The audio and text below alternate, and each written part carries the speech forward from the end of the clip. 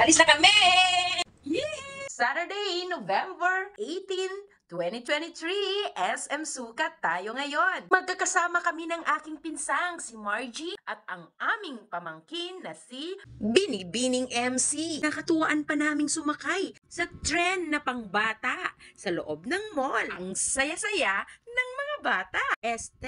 Isip bata. Minsan talaga, kailangan nating magsaya at damhin yung inner child within. Napakasaya kaya. Sinasabi ko sa inyo, subukan nyo din. Alam nyo ba na hindi namin ito naranasan nang kami ay bata pa. Ngayon, may kakayahan kami na gawin ito. Hindi talaga matatawaran ng sigla at saya. Divisoria dapat ang aming punta. Nagbago lang kami ng ruta dahil nga ang aming sasakyang tren ay alanganin sa oras. SM Sukat na lang ang aming pinuntahan. At dito na namin itinuloy yung pagsakay ng tren. Ayun nga lang, tren ng pangbata. Ang ganda, di ba? Sumalampak na nga ako. Hey. Ayan yung mga bata! Oh, yay!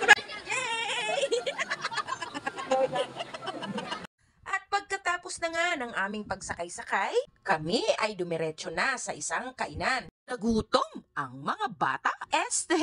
Mga isip bata. Batang higante. Nakahain na nga ang aming pagkain. Tara, kain na tayo.